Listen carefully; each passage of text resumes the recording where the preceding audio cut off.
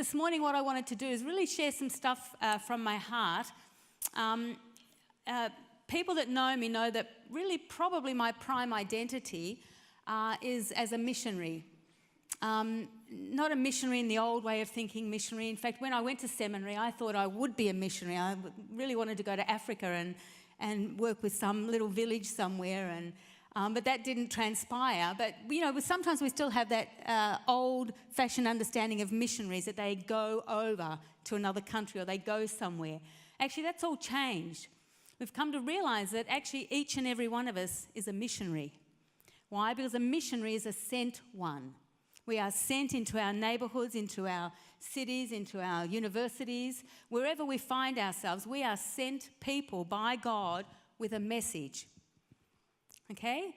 Each of us embody a message of what God has done in our lives, of the richness and the power of who Jesus is, the fact that God lives and is real, and wants people to come back to him.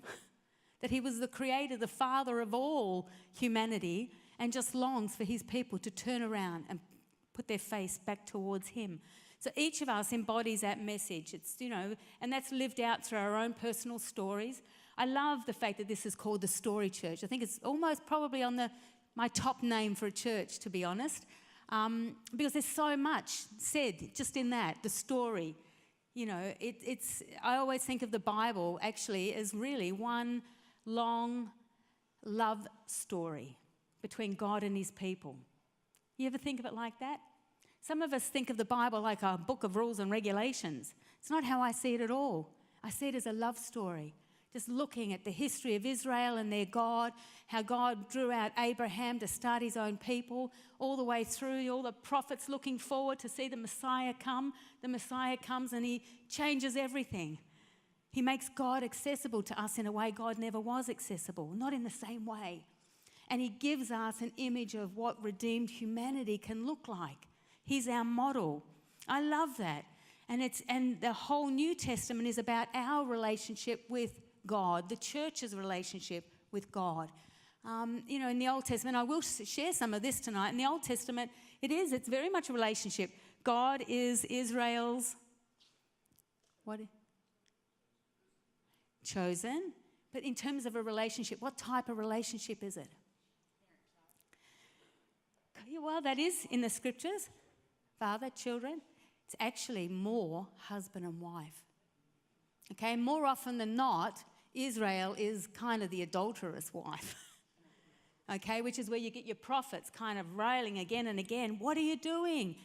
Your faithfulness, your faithfulness is here, not to these other gods. So it's this constant kind of relationship. You come back to your covenant with your God, with your partner, with your husband. So it's a husband and wife analogy. And in the New Testament, with Jesus, what are we to Jesus? His children, his bride. That's what I'm looking for. We are the bride of Christ. That's what the church is. And we are being prepared for the wedding feast. Again, this is very relational kind of language. So when I say that the Bible, I see it as a long love story, it really is between God and his people. So I wasn't going to share any of that this morning, but that's just a little side thing. But what I do want to share is actually, again, it's something close to my heart, and it will embody some of what I've just said. But a number of years ago, a book came out. The Barna Research Group, you may know of them. They're a Christian group that do a lot of research into culture and into the church, just trying to help us take the pulse of where we're at. And this research they did was they got people that were what they called outsiders, people that were outside the church. They were not believers, did not ever go to church, and they asked them, they got between 16 and 35-year-olds. So they were targeting that demographic. And they wanted to get an insight or a snapshot of what those people, the outsiders, thought of us, the insiders. Okay, so they asked them a lot of questions about what do you think about church, what do you think about Christianity, what do you think about Christians? Now, let me say that whilst in many ways the results weren't overly surprising, they were quite disturbing, actually, when you really think about it.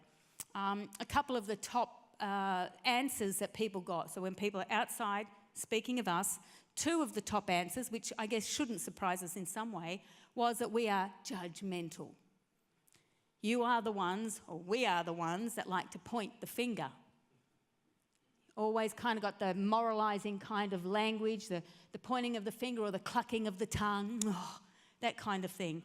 Okay, we are the judgmental ones. So people outside the church feel we judge them.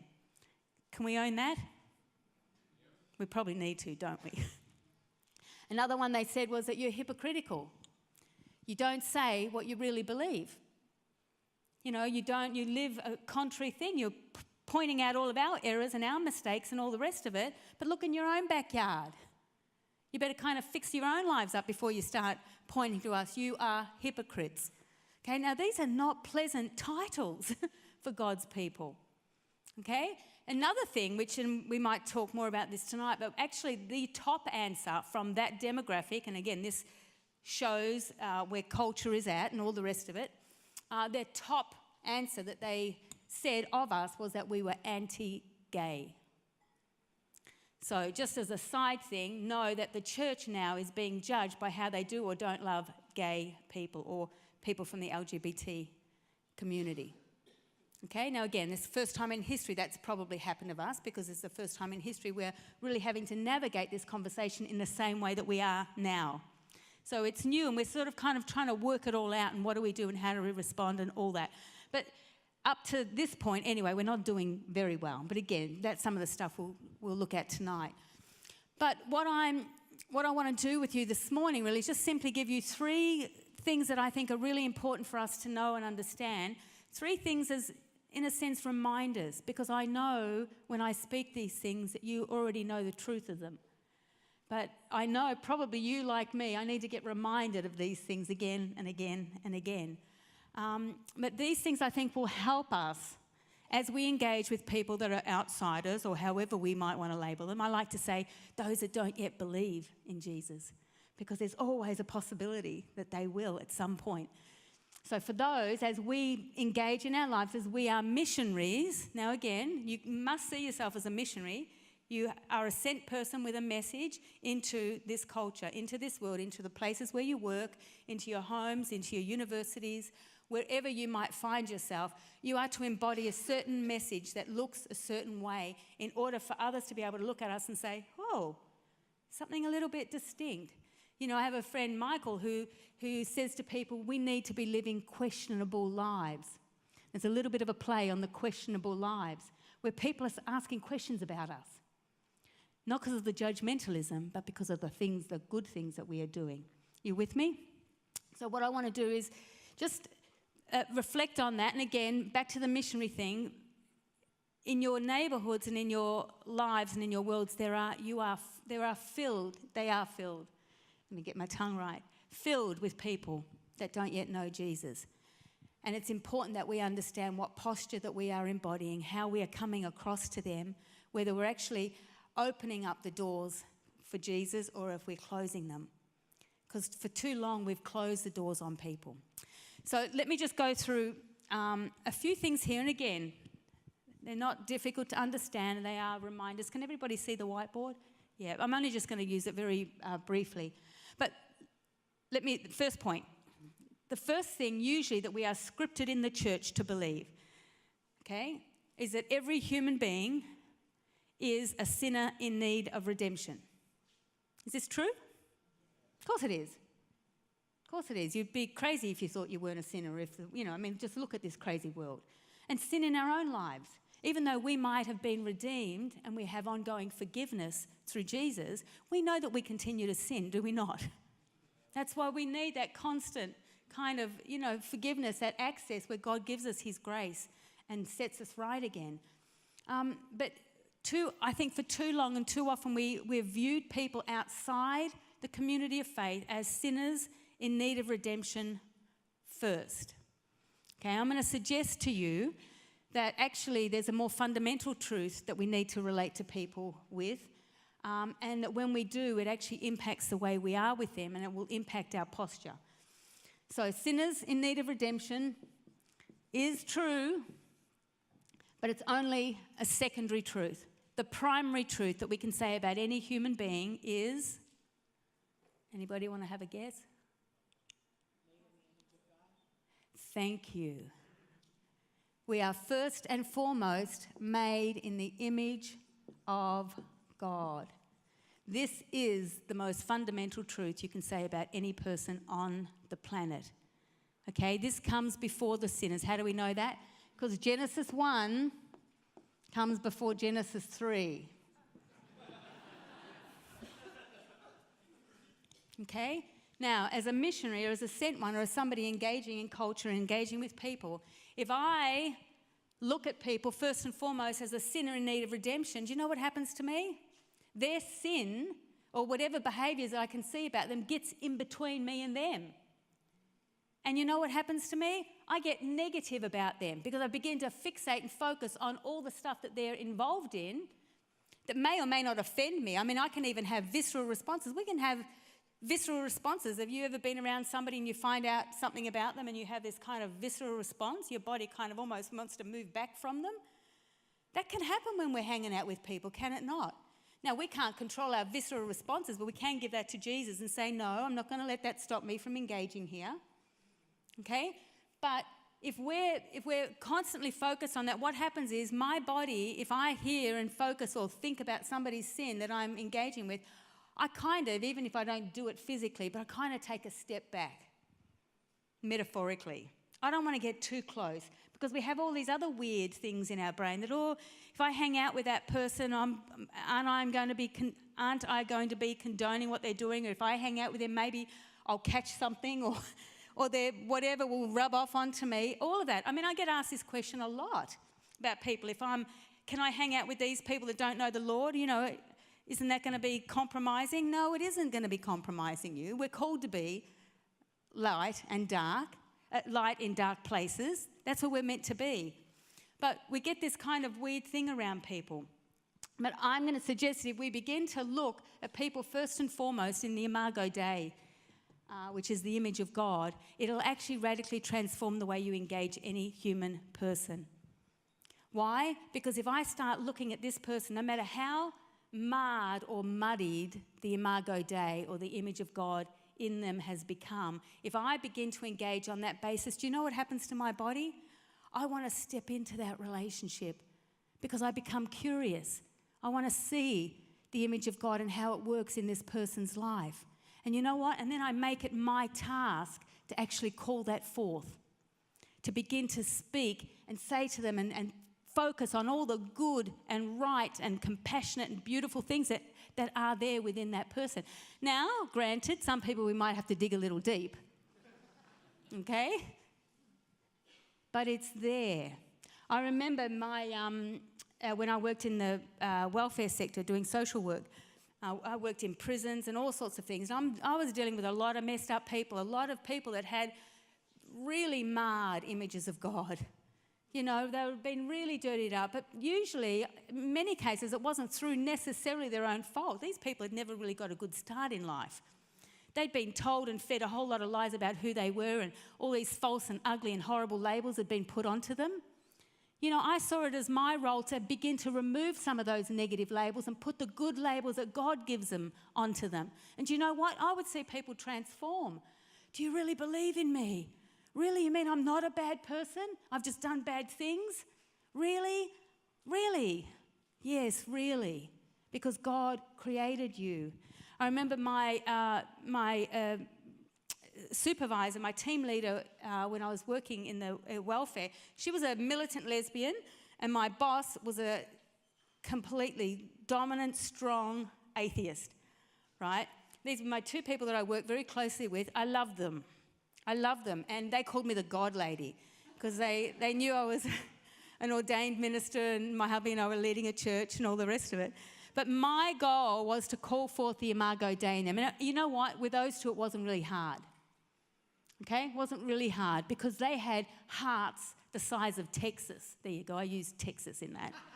Hearts the size of Texas. I saw them working among the broken and the lost, and their love for these people was incredible. I would call my boss the secular saint. I'd say to him, Brian, you're doing the work of Jesus. That's why you're out there. Where do you think your compassion and the sense of justice comes from? It comes from God. He'd go, okay, Debbie, ha ha, like, you know. And Michelle, I would say the same thing to her. What is it that compels you? You are incredible. You do more good work than most Christians I know. These were people that were getting their hands dirty on the behalf of the poor and the broken and the lost, trying to help them get their lives right. That's the Imago Dei outworking in them. Is it not? That's the values of the kingdom that are within them. The kingdom values of justice and compassion and bringing dignity and restoring hope and healing the lost and helping them to flourish as humans are meant to flourish. So I would just name it in them. I would just name it. That's what we've got to do. We've got to call forth the Imago Dei in people. If you're hanging out with somebody who's lost and broken and messed up and all the rest of it, and you've been negative and kind of always reprimanding them and this and that and all the rest of it, change. Change the way you're connecting with them. Begin to say, I'm going to be positive. I'm going to talk good things to this person. I'm going to speak life to this person. I'm going to call forth all the beauty that I see within. I'm not going to focus on the negative. Do you know what would happen? Your relationships would be revolutionized. Even with our friends in the church. Sometimes we get negative with one another, don't we? Our role is to call forth the image of God within every human that we encounter. How much nicer is that than always being the wretched, negative, whoa. That's what we're like. I don't even want to hang around Christians half the time. Serious. We've got to do better at our posture and the way we relate to others. Okay? Put the foundational truth before the secondary truth. And I promise your posture and the posture of others will shift towards you. Because you know what? We all want to hang around people that are positive, do we not? That want the best for us. That want to see us achieve and grow and flourish. I want that. That's what the world is looking for. Not this negative, judgmental kind of attitude. That's the first one. The second one is we've got to do some work on our understanding of holiness. Now, this is a big one. Now, I don't have enough time to unpack holiness. It's just big. Like, how do you define holiness? But I want to just say a couple of things. First and foremost, we know this. Holiness, we call holiness an attribute of God. It's actually part of God's being. God is holy, okay? So our holiness is based in God. I mean, that's the obvious thing. That's the first thing. It's based in God. God is holy, and we are called as his people, a holy priesthood, a holy nation, people belonging to God. We are called to be holy as he is holy. Okay, so holiness comes from God. The second thing is there is a set-apartness in holiness. Apartness, I don't even know if that's a word. That I think sometimes we misunderstand. I think we think we've been set apart. We talk about consecration, which is kind of a bit of a Christian word. But when something is set apart, it's set apart for special use. You probably do that. I mean, we set apart people, the best in teams, to play certain games, or we set apart things. Maybe in our homes, our special crockery comes out for when the guests come or whatever. Our whole life is full of we set apart different things. Well, our set apartness comes from the fact that God set us apart. God, way back in Genesis 12, with the calling of Abraham, calls him out of his family and his community there and says, I am taking you as my own. And I'm going to send you into a place, and from your seed, you are going to start the beginning of what is going to become my people. Okay, so from Abraham became the nation Israel. And you know the story as you read through Genesis of the beginnings of all of that, okay?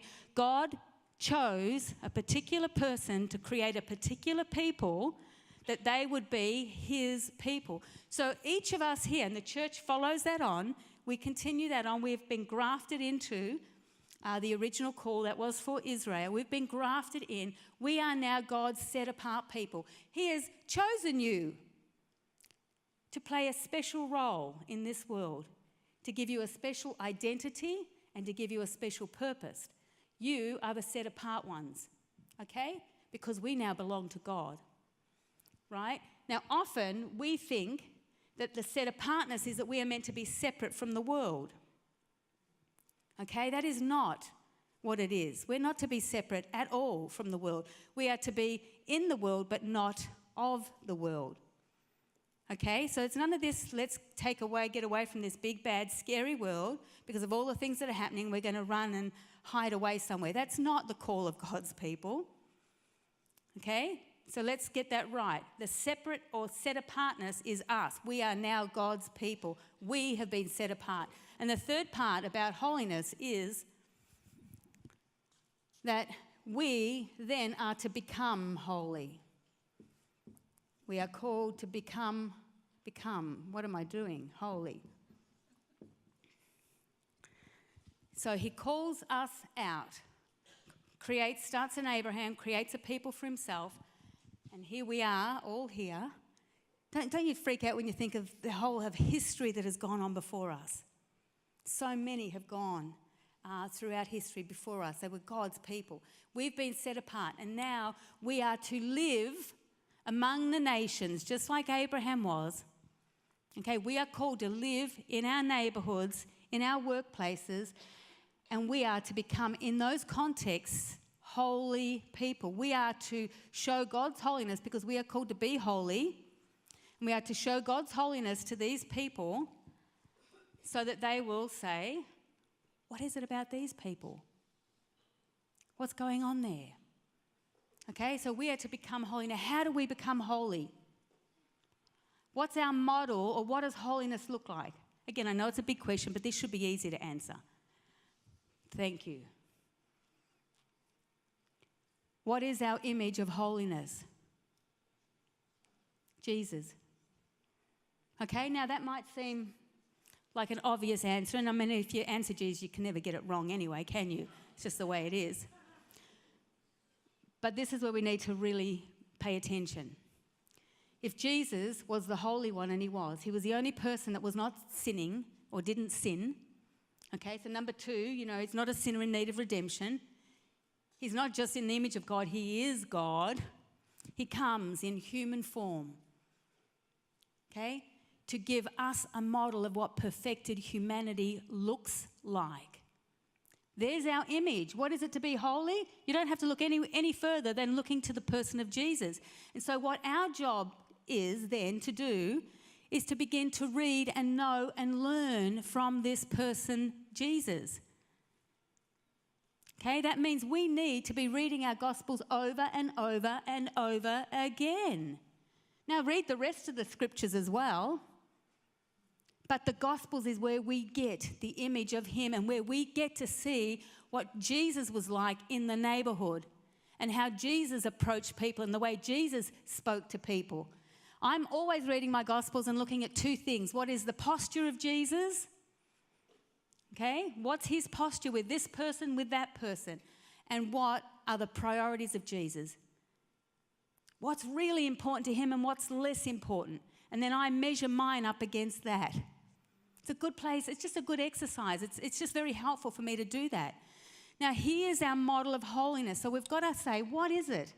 Look at him. Look at the life he lived. What did he do with his life? Where did he spend his time? What does holiness in action look like? What does it look like? So a question I love to ask people is that what was it about the holiness of Jesus that managed to draw people from all walks of life, particularly those people that were pushed to the margins of society or those that were deemed sinners? I mean, he even gets called the friend of sinners. I love that. Jesus is called the friend of sinners. Why? Because he hung out with a lot of sinners. Why? Because he knew they were created in the image of God. So they were worth hanging out with. Okay? So here is Jesus, the holy man, drawing all of these kind of bungled and broken people to himself. Some of them even climbed up trees to get a better look. Okay, there is something magnetic about the holiness that Jesus embodied that drew people to himself. And usually, again, it was the broken and the bungled, those that had been pushed to the side, those that were considered unclean. Now, If that's the case, we need to ask another question, which is the more confronting question. What is it about the holiness that often us in the church embody that actually has the reverse effect on those sort of people? Okay, I'm not seeing those same broken, bungled people kind of knocking on our doors to get in or necessarily wanting to hang out with us. Partly because we've got that judgmental kind of thing going on. Who wants to hang out with judgmental people? I don't. I need to be uplifted all the time. I need nice things said to me. That means you all have to come up and tell me later. No, I'm joking. I'm not that insecure. Jesus' form of holiness was a holiness that was not afraid to get its hands dirty with messed up, broken people. It's the holiness that touched and healed the leper. It's the holiness that allowed prostitutes to come close. Let me tell you one story, one biblical story that I love. It comes from the Gospel of Luke. And if you read your Gospels pretty regularly, you'll see that there's always seems to be ongoing this kind of deal with Jesus and the Pharisees, right? They're always trying to trip him up. There's always kind of tension going on. Now, you know who the Pharisees are. They were kind of the religiously correct people of the day. They were the ones, I mean, they get a bit of a bad rep sometimes, but really they were the ones that were upholding Israel's identity. They were remarkable in their evangelism and their knowledge of God's word. There was a lot of good things we can say about the Pharisees. But we see them in the Gospels backwards and forwards with Jesus, and we're like, there's always this kind of clash because Jesus, or people are like following Jesus and they're looking at him. What is it about this man that all these people are following? And his holiness, if you like, was unconventional. It was different to what they were used to. Okay, and there's this story, and of course they're always trying to trip him up. Is he going to go contrary to God's word? Because these people knew and understood God's word. They knew the law. Okay? And so every time Jesus did something that was unconventional or didn't seem quite right, they're onto him. So this time, he's actually invited to a Pharisee's house for dinner in Luke chapter 7. And so he comes in. I'm guessing there's probably a lot of other Pharisees there as well. And dinner parties there, and, you know, pretty big. I mean, I love, you know, a lot of Jesus stuff happened around dinner parties. Have dinner parties, people. Serious. They're great. You just bring your non-Christian friends and your Christian friends, those that are not going to judge them, and you hang out. It's a neutral space and it's great. Jesus spent a lot of time around food. Okay? It's good. Good. It's good to eat. It's good to eat. So he goes to this dinner party and here he is reclining at the table. Okay? And it's probably packed with people because, you know, wherever he went, there's kind of a bit of a hustle going on around him, like all these people leaning in, trying to see what's going on. And at some point, a woman, the scriptures say of ill repute, starts making a beeline for Jesus while he's reclining at the table. Now, what scholars say, the woman of ill repute was more than likely a prostitute. She was probably a local prostitute that was known to the people around there. So she comes into the party, she starts making a beeline to Jesus, and the Pharisee that invited Jesus to dinner, in his mind, starts doing this. What's going on? He's the holy man. Isn't he claiming to be the Holy One from God? What's he doing with this woman, letting her come close to him? Like, what's going on? Now, I can imagine he's not the only one saying that. I can imagine people looking. Have you ever been in those situations yourself? Oh, why are they hanging out with them? What are they doing? We all do it, don't we? They're questioning his holiness because it's not what they're used to. Because their holiness is a be ye separate kind of holiness that keeps them separate from the unclean, from the impure, from those that are involved in lifestyles that they shouldn't be. Okay? And here's Jesus letting a woman come to him. Okay, now I can just imagine others are kind of nudging each other. What's he doing? You know, he can't be from God. She's a prostitute, etc., etc. And then Jesus. Oh, I love it, love it. Jesus, I can just think he's probably like, hang on, guys, I've got this. I'm wanting to model for you what it is to really be holy. And I've let this woman, this unclean woman, come and attend to my feet. None of you bothered to wash my feet. She has come in and she is washing my feet with her tears. Now, I don't know if you've ever stopped to think about that. We all know the story. We're talking truckloads of tears here, people. How do you wash feet without a lot of water? Okay? She is weeping, and she is at his feet, and her tears are just coming out of her all over him, and she begins to wash them with her hair. Okay, now this is a very, very intimate act taking place here by a woman known for her lifestyle. Okay, Jesus is making a very deliberate point here in saying the way forward is no longer a be ye separate, but it's a radically engaged holiness that gives access to people like this woman. That's the type of holiness we need to be embodying. Okay? More often than not, we have this holiness that looks more like moralism, and we end up becoming the Pharisees going, oh, you shouldn't be doing that. Okay? Jesus came into the world for the lost and for the broken, and he calls us to do the same. Does that make sense? Okay, third point, and I am over time, so we'll do this one really quickly. The third point I want to just introduce you to, some of you should know because you have Methodist background here, is a concept called Prevenient Grace. Now, Prevenient Grace is a wonderful, wonderful concept. John Wesley built his whole ministry upon this understanding. Prevenient Grace, again, I won't go into it. It's really, it's when we convene something, something starts. And the prevening beforehand is all the preparation that goes on. Like everyone came and prepped up this church before you came. And then the worship leader convened the meeting, if you like. Okay, so it's talking about stuff that's done before. Okay, so Prevenient Grace is a concept that, or I think how Wesley says it's like this, is that God is at work in every human being, calling to them, whispering, sometimes shouting to them, hey, I'm here, and look at my son, isn't he amazing? Okay, God is trying to get every person's attention. Okay, now in the church, our scripting, which is a little bit odd, we have been taught, if you like, or scripted to think that every person outside who's not yet a believer, that when we roll up to them, we kind of bring God with us in our back pocket and look for an opportunity to hand him over, okay? God is not in our back pocket. God is already at work in that person, okay? It's really, really, really important that we understand this. Now, why I love this concept is because this is my story, okay? 24 hours before Jesus grabbed me, you would have looked at what I was doing, what I was involved in, my attitude, etc., and you would have thought that person is a million miles from God. Okay, 1,000,000 miles. You would have put me on the impossible to convert kind of list. Have you got friends like that?